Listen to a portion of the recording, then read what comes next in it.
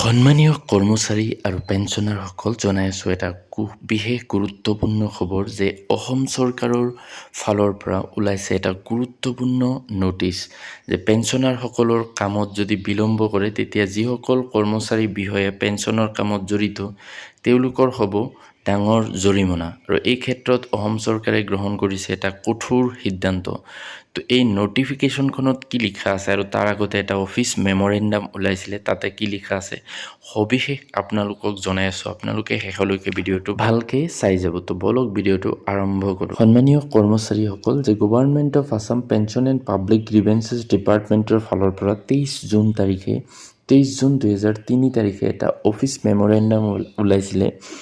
তো সেই মেমৰেণ্ডামখনত কি লিখা আছিলে প্ৰথমতে আমি চাই লওঁ আৰু সেইটো মই অসমীয়াতে কৈ দিছোঁ, আপোনালোকে শুনিব। তো তাতে লিখা আছিল যে কাৰ্যালয় স্মাৰকপত্ৰ বা অফিচ মেমৰেণ্ডাম পেঞ্চন লাভ কৰাত হোৱা পলমৰ বাবে অৱসৰপ্ৰাপ্ত কৰ্মচাৰীসকলে সন্মুখীন হোৱা কষ্টৰ বিষয়ে চৰকাৰ অৱগত হৈছে। গতিকে তেওঁলোকৰ ক্ষোভ দূৰ কৰাৰ উদ্দেশ্যে পেঞ্চন নিয়মাৱলীৰ আধাৰত সংগ্ৰহ কৰা তলত উল্লেখ কৰা পইণ্টসমূহ সকলোকে নিষ্ঠাৰে পালন কৰিবলৈ নিৰ্দেশ দিয়া হৈছে। এই পইণ্টসমূহ সঠিকভাৱে পালন কৰিলে অৱসৰপ্ৰাপ্তসকলৰ দুখ কষ্ট বহু পৰিমাণে হ্ৰাস পাব। এই সন্দৰ্ভত চৰকাৰী পত্ৰ নং PPG-P 88/99/5 দিনাংক 29/10/1999 চাব পাৰে। কাৰ্যালয়ৰ মুৰব্বীয়ে পেঞ্চন নিয়মাৱলীত কাৰ্যালয়ৰ মুৰব্বী মানে নিযুক্তি কৰ্তৃপক্ষক বুজায় তলত দিয়া বিৱৰণসমূহৰ সৈতে এখন অৱসৰ পঞ্জীয়ন বা ছুপাৰএনুৱেশ্যন ৰেজিষ্টাৰ সংৰক্ষণ কৰিব। অৱসৰ ল'বলগীয়া কৰ্মচাৰীজনৰ নাম আৰু পদবী, জন্মৰ তাৰিখ, অৱসৰ গ্ৰহণৰ তাৰিখ, পেঞ্চন আৰম্ভ আৰু প্ৰক্ৰিয়াকৰণৰ তাৰিখ। 2 নম্বৰ পইণ্ট, কাৰ্যালয়ৰ মুৰব্বীয়ে অৱসৰ ল'বলগীয়া কৰ্মচাৰীজনক তেওঁৰ অৱসৰৰ তাৰিখ লিখিতভাৱে জনাব। ইয়াৰ উপৰি অৱসৰৰ তাৰিখৰ 2 বছৰ পূৰ্বে প্ৰয়োজনীয় তথ্য জমা দিবলৈ নিৰ্ধাৰিত স্তম্ভ অনুসৰি প্ৰাসংগিক প্ৰপত্ৰসমূহ যোগান ধৰিব। 3 নম্বৰ পইণ্ট, কাৰ্যালয়ৰ মুৰব্বীয়ে প্ৰাসংগিক নিয়মাৱলীৰ ভিত্তিত পেঞ্চনৰ কাগজ-পত্ৰসমূহ পৰীক্ষা কৰিব।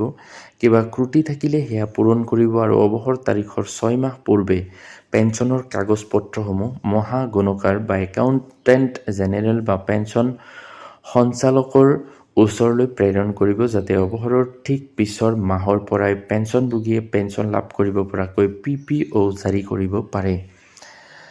দেখা গৈছে যে কাৰ্যালয়ৰ মুৰব্বীয়ে সেৱা পুথি বা ছাৰ্ভিচ ৰেকৰ্ডছ পৰীক্ষা কৰিবলৈ, আৱশ্যক হ'লে সেৱাৰ বিষয়সমূহ নিয়মীয়া কৰিবলৈ আৰু দায়বদ্ধতা নিৰ্ধাৰণ কৰিবলৈ 18 মাহ সময় পায়।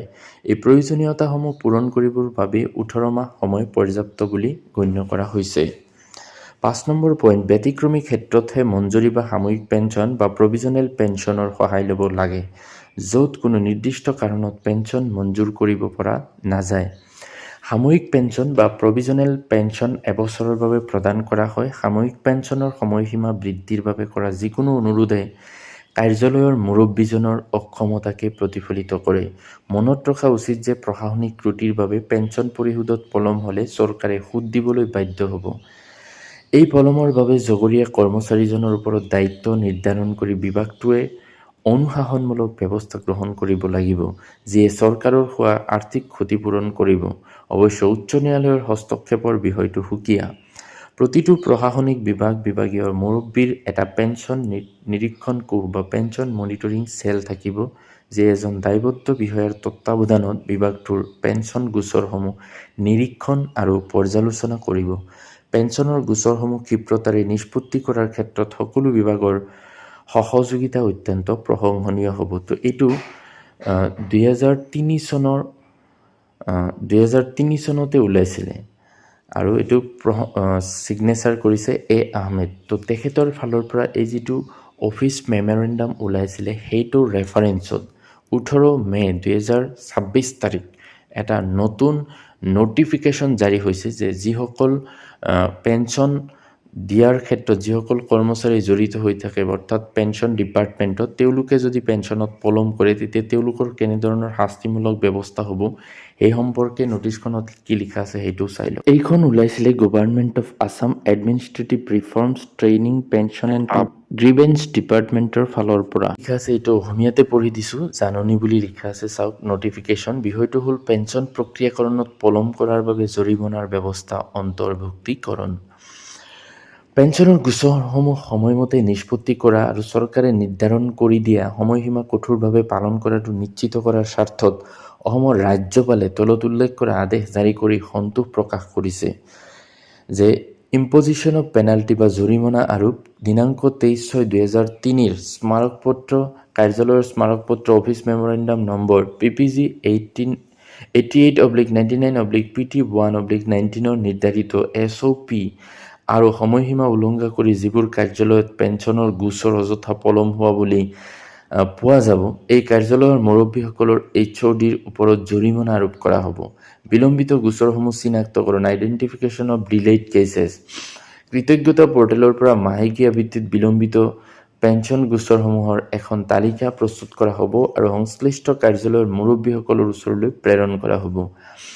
ইয়াৰ উপৰি ইয়াৰ প্ৰতিলিপি সংশ্লিষ্ট জিলা উপায়ুক্ত, ডিষ্ট্ৰিক্ট কমিশ্যনাৰ্ছ আৰু বিভাগসমূহৰ জ্যেষ্ঠতম সচিবলৈকো প্ৰেৰণ কৰা হ'ব। জৰিমনাৰ হাৰ আৰু আদায়ৰ পদ্ধতি কি হ'ব চাই লওক, যে পেঞ্চন প্ৰক্ৰিয়াকৰণৰ প্ৰতিটো পৰ্যায়ত দায়বদ্ধ থকা বিষয়া কৰ্মচাৰীসকলৰ পৰা প্ৰতিদিনে 250 টকা হাৰত আৰ্থিক জৰিমনা আদায় কৰা হ'ব, যাৰ সৰ্বোচ্চ পৰিমাণ হ'ব 5,000 টকা। আৰু এই জৰিমনা ফিন আছাম পৰ্টেলৰ জৰিয়তে দৰমহাৰ বিলৰ পৰা কৰ্তন কৰা হ'ব আৰু ইয়াৰ পৰৱৰ্তী মাহৰ কৰ্তন হিচাপে প্ৰতিফলিত হ'ব। অৰ্থাৎ যিসকল কৰ্মচাৰী এই পেঞ্চন দিয়াৰ কামত জড়িত, তেওঁলোকে যদি বিলম্ব কৰে, তেওঁলোকৰ দৰমহাৰ পৰা প্ৰত্যেক দিনে 250 টকাকৈ আৰু সৰ্বোচ্চ 5,000 টকা কৰ্তন কৰিব, কাটি দিয়া হ'ব। আৰু যিটো তেওঁলোকৰ পৰৱৰ্তী মাহৰ যিটো চেলাৰী শ্লিপ থাকিব, তাতে তেওঁলোকে দেখা পাব। DDOসকলৰ দায়িত্ব, ৰেছপঞ্চিবিলিটি অফ DDOs কি আছে, যে আহৰণ আৰু বিতৰণকাৰী বিষয়াসকল DDO এই ব্যৱস্থা অনুসৰি জৰিমনা আদায় কৰাটো নিশ্চিত কৰিব লাগিব আৰু তেনেধৰণৰ আদায়ৰ তালিকা ART PPG বিভাগলৈ প্ৰেৰণ কৰিব লাগিব।